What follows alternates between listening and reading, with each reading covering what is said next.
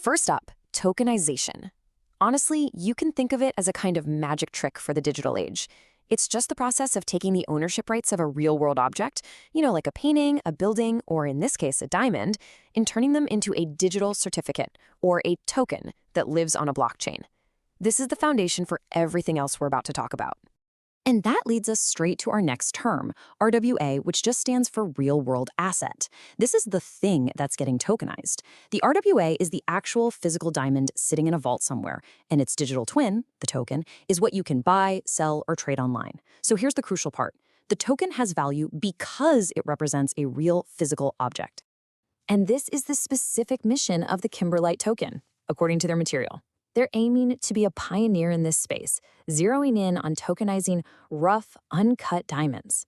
The whole idea is to blend that cutting-edge blockchain tech with, as they put it, the timeless value of uncut gems.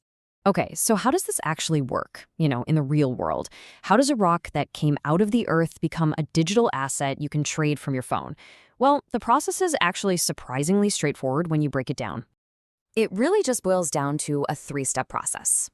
First, the physical rough diamonds have to be sourced, they have to be verified, and then locked away securely in a vault. Then, digital tokens that represent those diamonds, they're called e-diamonds or even fractional e-carats, are created on the blockchain. And finally, these brand new digital assets get listed on a specialized platform, the Kimber Market, so they can be bought and sold. Now, here's what's so cool about this whole process. It's the end result.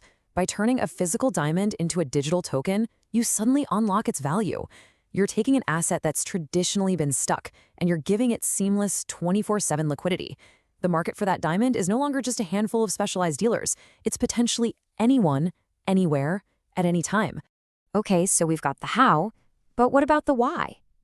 Why would an investor, especially someone who's already in the crypto space, even be interested in something like this? What's the advantage? What's the edge? Well, the first part of the answer is just sheer scale. This isn't some small niche market we're talking about.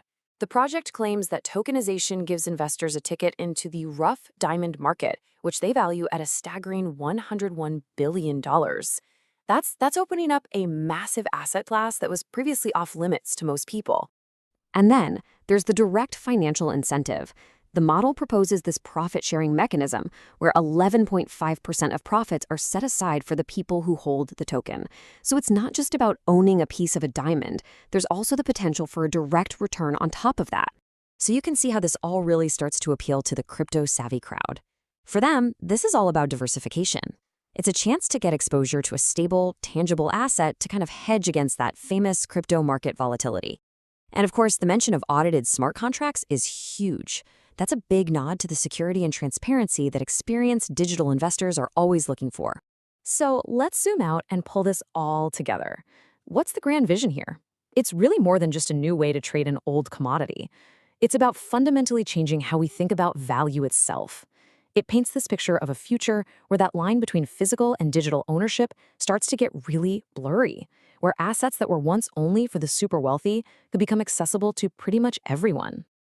This tagline from the project's own material, it kind of says it all. Welcome to a world fueled by e-diamonds. Now, that's not just some snappy marketing line. It's painting a picture of a whole new financial ecosystem, one where the value of physical stuff can flow as freely and as quickly as information does today. Imagine a world where all these tangible assets, diamonds, real estate, art, can power a more stable and open digital economy. That's the big idea. And that leaves us with a really fascinating final thought, one that shows why this matters way beyond just diamonds. If you can tokenize a diamond, what's next? Fine art? Vintage cars? Rare bottles of wine? The possibilities are pretty much endless. This whole technology of turning physical, timeless assets into liquid digital tokens could be a massive shift in how we store, manage, and trade wealth. So the real question is, what do you think is going to be the next real-world asset